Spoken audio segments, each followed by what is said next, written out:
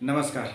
आज का जो वीडियो है मैं बात करूंगा आरएएस प्री के एग्ज़ाम के लिए जो आपको प्री का जो नोट्स बनाने की बात जो कर रहे थे ना स्टूडेंट्स या जो भी मेरे भी साथी हैं वो उनके लिए बात करूंगा। स्टूडेंट्स तो मैं माफ़ी चाहूँगा, आपको स्टूडेंट्स बोला।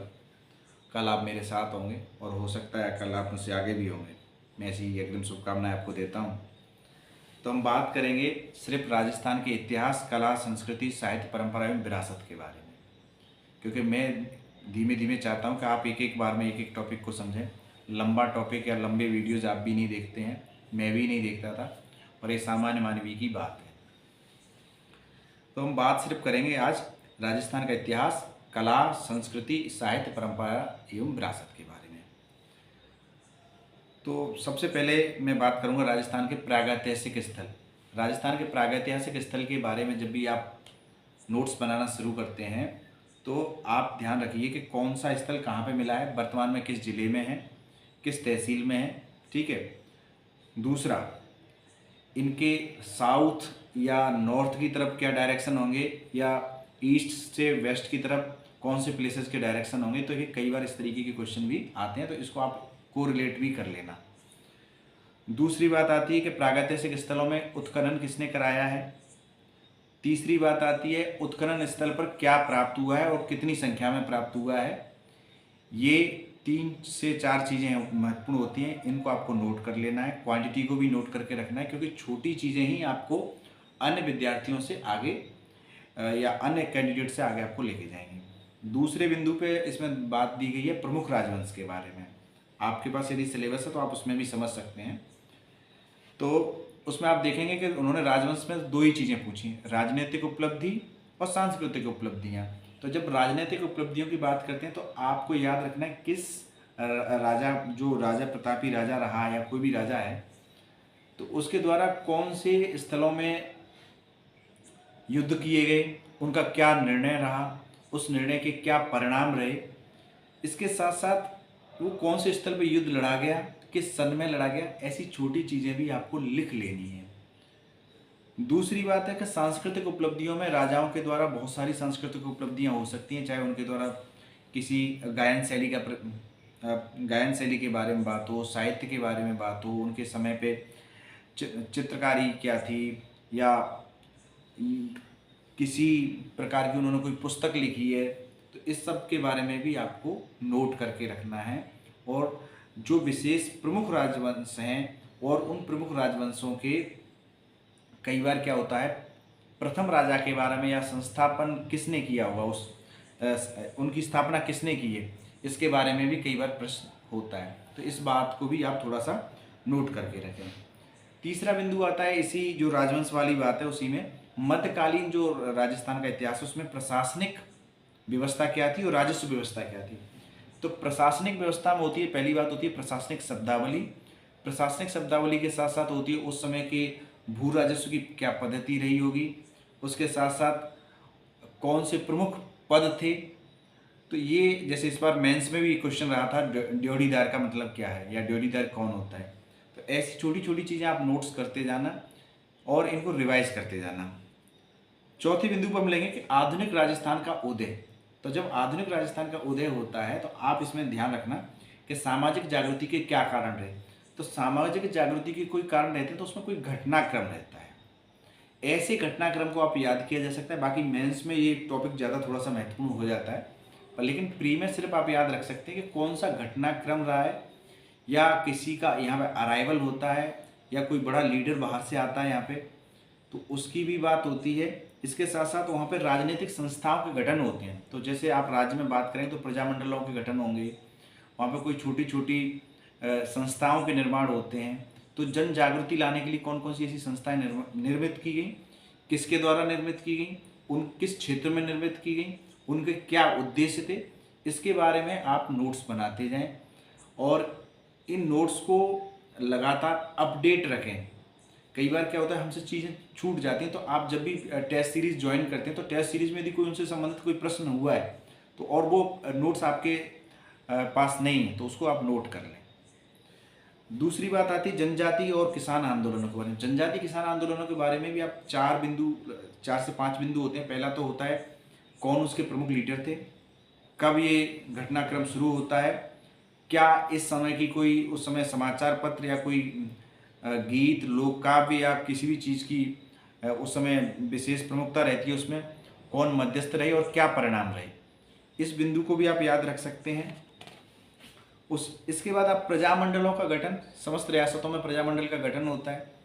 प्रजामंडलों की घटना, जब भी उनका गठन हुआ है तो उनकी घटना उनका एक गठन का एक कालखंड है। उस कालखंड को अप डाउन श्रेणी में भी पूछा जाता है कई बार, कब पहले कौन से गठन हुआ, फिर बाद में किसका गठन हुआ। दूसरा, गठनकर्ता कौन थे, यानी उन लीडर्स के भी नाम आपको याद रखने हैं। उन लीडर्स ने क्या क्या, उनके कुछ इवेंट्स रहे, उनके द्वारा कोई बुक्स लिखी गई, उनके द्वारा कोई न्यूज़पेपर का संपादन किया गया, तो इस बात को भी आपको याद रखना है और उसको नोट्स में डाल देना है। और मैं फिर वही कहूँगा कि प्रीवियस ईयर क्वेश्चंस में, पेपर्स में क्या ऐसे कोई चीज़ें बात आई है तो उसको नोट कर लेना है, या आपको टेस्ट सीरीज में यदि ऐसा लगता है कि कोई महत्वपूर्ण बात इससे संबंधित है तो उसको भी नोट्स में लिख लेना है। फिर बात आती है वास्तु परंपरा के बारे में। तो वास्तु परंपरा में जो आरपीएससी का जो ट्रेंड रहा है वो लगातार किसी एक किले के बारे में, किसी मंदिर के बारे में, उसके कहाँ पे लोकेशन है, वो किस शैली में निर्माण किया गया है, उसके निर्माणकर्ता शासक कौन थे, उस समय के वास्तुकार कौन थे, या वहाँ पर कोई ऐसा शिलालेख रहा है, या वहाँ से किसी ऐसी चीज़ की पता चलता है जिससे राजस्थान के इतिहास के बारे में कोई विशेष स्रोत रहा है वहाँ से, तो ये इसके बारे में भी आपको नोट कर लेना है। ठीक है, चाहे जैसे बिजोलिया का शिलालेख है और उसी बिजोलिया के शिलालेख के आसपास कोई मंदिर है, तो वो सब चीज़ें आपको कोरिलेट करनी पड़ेंगी। अब बात आती है कि किले के निर्माण के बारे में। किले के निर्माण के बारे में भी वास्तुकार का आपको नाम याद रखना है, किस घटनाक्रम के बाद इस किले का निर्माण किया गया, इस किले का किन किन युद्धों में उपयोग किया गया, कौन कौन राजाओं के द्वारा यहाँ पे पुनर्निर्माण किया गया या पुनरुद्धार किया गया। ये सब छोटे छोटे बिंदु भी आपको नोट करने पड़ेंगे और अलग से नोट करने पड़ेंगे। आपको किसी दूसरे के ऊपर डिपेंड नहीं रहना है, खुद ही अपनी चीज़ों को लिखना है, जिससे कि आप औरों की अपेक्षा कुछ एक्स्ट्रा एफर्ट्स लगाएं, और उसका एक्स्ट्रा एफर्ट्स का लाभ ये होगा कि जब आपकी मेरिट ऊंची जाएगी, इस बार 100% चांस है, अधिक समय मिला है तो मेरिट ऊपर जाने के चांसेस बनेंगे। फिर बात आती है प्रदर्शन कला, भाषा एवं साहित्य के बारे में। तो भाषा एवं साहित्य के बारे में सबसे बड़ी चीज़ होती है कि भाषा, किस क्षेत्र में कौन सी भाषा या बोली बोली जाती है, उस भाषा और बोली के लोक साहित्य क्या रहा है, वहाँ पे किसी प्रकार की कोई गायन शैली यदि पनपी है तो उसके बारे में भी पूछा जा सकता है। उस गायन शैली या उस भाषा से संबंधित कोई विद्वान है या किसी व्यक्ति का विशेष महत्व है, उसके बारे में भी पूछा जा सकता है। और यदि लोक साहित्य को देखेंगे तो लोक साहित्य को भी आप 2-3 भागों में बांट सकते हैं, जैसे जैन साहित्य है, चारण साहित्य है, भाट साहित्य है, डिंगल में है और पिंगल में है। इन सबको भी आपको नोट करना है, उस समय की कुछ प्रमुख पुस्तकों को भी याद रखना है। ठीक है, इसी के साथ साथ धार्मिक जीवन में इन्होंने कोई धर्म के संप्रदाय यदि राजस्थान में उपस्थित हैं, तो जैसे बिश्नोई संप्रदाय है तो उसके संस्थापक कौन थे, उनकी क्या मान्यताएं हैं, इनके प्रमुख तीर्थ स्थल कौन से हो सकते हैं, इस प्रमुख तीर्थ स्थल के साथ साथ इसमें कौन कौन से प्रमुख संत हुए हैं, इन सब चीज़ों को भी नोट कर लेना है। इनके मेले कब लगते हैं, इन मेलों के आयोजन स्थल कौन सी जगह पे हैं, इनके हिंदी महीने के माध्यम से या हिंदी महीने की तिथियों में किस तरीके का यहाँ पे आयोजन का कार्यक्रम रहता है, तो ये बिंदु भी आपको नोट करना है इनको। ठीक है, अब दूसरी बात आती है लोक देवी देवता। लोक देवी देवताओं में सबसे महत्वपूर्ण चीज़ें रहती हैं कि इनका मंदिर कहाँ है, इनके पूजा स्थल को क्या कहते हैं, इनके प्रतीक चिन्ह कौन है, इनके माता पिता के नाम क्या थे, तो ये मुख्य बिंदु हैं। ठीक है, और कई बार इनसे जुड़ी हुई फड़ शैली के बारे में भी क्वेश्चन आता है। दूसरा है राजस्थान का सामाजिक जीवन। तो राजस्थान के सामाजिक जीवन से छोटे छोटे प्रश्न आते हैं। सबसे पहले प्रश्न आता है इनसे जुड़े हुए मेले कौन से हैं, इनसे जुड़े हुए त्यौहार कौन से हैं जो राजस्थान में फेमस त्यौहार हैं, राजस्थान में फेमस मेले हैं, राजस्थान के रीति रिवाज कौन से हैं, ठीक है, परंपराएं कैसी हैं। वेशभूषा में ज़्यादातर जो भी स्वर्ण आभूषण है या चांदी के आभूषण हैं, खास करके दक्षिणी राजस्थान में और पश्चिमी राजस्थान के जो आभूषण हैं उनका नाम आपको याद रखना होगा, क्योंकि लगभग पूर्वी राजस्थान के आभूषणों के नाम हिंदी में होते हैं और जिनको आसानी से आप समझ भी पाते हैं। पर लेकिन जो पश्चिमी राजस्थान और दक्षिणी राजस्थान की एक विशेष बोलियों के जो, जिसको राजस्थानी कहें या मारवाड़ी कहें या बागड़ भाषा में कहें, तो उनके कुछ स्पेशल नाम हैं, या ट्राइबल एरिया में कुछ नाम हो सकते हैं, तो उनको भी नोट करना है। और ट्राइबल एरिया में जो विशेष तौर से कौन सी पोशाकें पहनी जाती हैं, कौन से अवसर पे पहनी जाती हैं, तो इन सब चीज़ों को भी नोट करना है। अब आती है अंत में राजस्थान के प्रमुख व्यक्तित्व। तो राजस्थान के प्रमुख व्यक्तित्व को आप बांटें तो सबसे पहले है राजनीतिक व्यक्तित्व। तो राजनीतिक व्यक्तित्व में जो वर्तमान व्यक्तित्व को शायद ही मुश्किल ही पूछा जाएगा, पर लेकिन प्रजामंडल के किसी महिला राजनेता के बारे में, दूसरा है कोई शहीद, तीसरा है जिसने राष्ट्रीय स्वतंत्रता आंदोलन में भाग लिया हो, वर्तमान में कोई स्पोर्ट्समैन है, या वर्तमान में कोई चर्चित साहित्यकार है। इससे जुड़े प्रमुख व्यक्तित्व के बारे में ये पूछते हैं।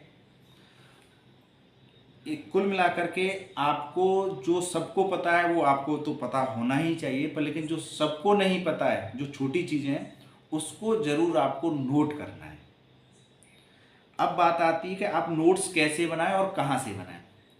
तो दो तरीके हैं कि पहले तो आप बने बनाए नोट्स किसी के भी ले सकते हैं, खरीद सकते हैं, और यदि वो आपने उनको खरीद लिया है, बना ले लिया है, तो आप उनके साथ ऐड ऑन की प्रोसेस कर सकते हैं। और ऐड ऑन की प्रोसेस की जाएगी कक्षा 6 से लेकर के कक्षा 12वीं तक की जो राजस्थान सामान्य अध्ययन की पुस्तकें हैं या राजस्थान बोर्ड की जो पुस्तकें हैं, उनमें इस राजस्थान इतिहास से जुड़े हुए टॉपिक्स को सिलेबस के अनुसार उठाते जाएं और पढ़ते जाएं।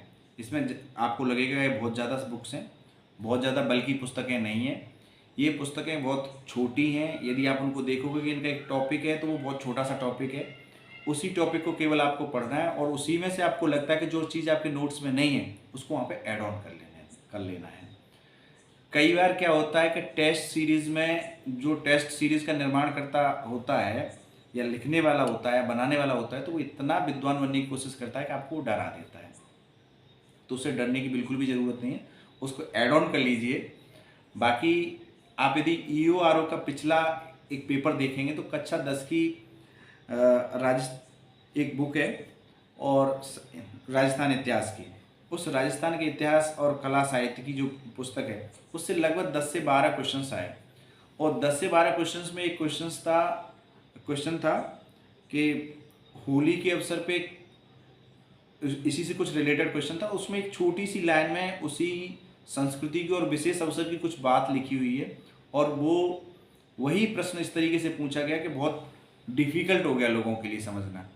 पर लेकिन इन पुस्तकों की एक छोटी छोटी लाइनें होती हैं, उन छोटी छोटी लाइनों में जो चीज़ें लिखी होती हैं तो उनको भी आपको नोट करना है, महत्वपूर्ण रूप से उनको मार्क कर लेना है, जिससे आपके नोट्स दूसरों की अपेक्षा ज़्यादा सार गर्भित हों। ठीक है। और कई बार लोग पूछेंगे कि भाई बाहर से बुक्स पढ़नी है नहीं पढ़नी है, तो मैं कहूँगा किसी भी मुख्य प्रकाशन है, और मैं यहाँ पे किसी का नाम नहीं लूँगा क्योंकि ना मुझे किसी से लेना है ना मुझे किसी को कुछ देना है, तो आपको भी लगता है तो आप पढ़ सकते हैं। पर लेकिन कई बार क्या होता है, वो पुस्तकें इतनी बल्कि होती हैं और आपको समझ में भी नहीं आएंगी और आपको लगेगा इनको याद कैसे किया जाए। तो इसलिए मैं तो यही कहूँगा कि आप अपने नोट्स खुद बनाएं, समय ज़्यादा नहीं लगेगा। यदि आप नोट्स नहीं बना पाते हैं तो फिर आपको समझ लेना चाहिए कि आपसे इस परीक्षा को क्रैक करना भी मुश्किल हो जाएगा, क्योंकि अंतिम रूप से शॉर्ट नोट्स भी मेंस में काम आते हैं, और ये जो फैक्ट्स हैं प्री के फैक्ट्स यदि मेंस में लिखे जाते हैं तो आपका जो कॉपी में मार्किंग है वो दूसरों की अपेक्षा आधे से 1 नंबर अधिक हो जाती है, जो कुल मिलाकर के एक पेपर में आपको 5 से 6 नंबर की लाभ तो आसानी से दे जाएगी। और यदि 5 से 6 नंबर यदि आपके किसी भी एक पेपर में ज़्यादा आते हैं तो 3 पेपर में यदि आप लगाएंगे तो 15 से 20 नंबर होते हैं, और 15 से 20 नंबर का मतलब होता है कि आप लगभग 500 से 600 रैंक अप डाउन में जाते हैं। तो आज के लिए सिर्फ इतना ही। राजस्थान कला, राजस्थान के इतिहास, कला, संस्कृति, साहित्य, परंपरा एवं विरासत के बारे में फिर अगले टॉपिक के साथ मिलेंगे। थैंक यू, बहुत बहुत धन्यवाद।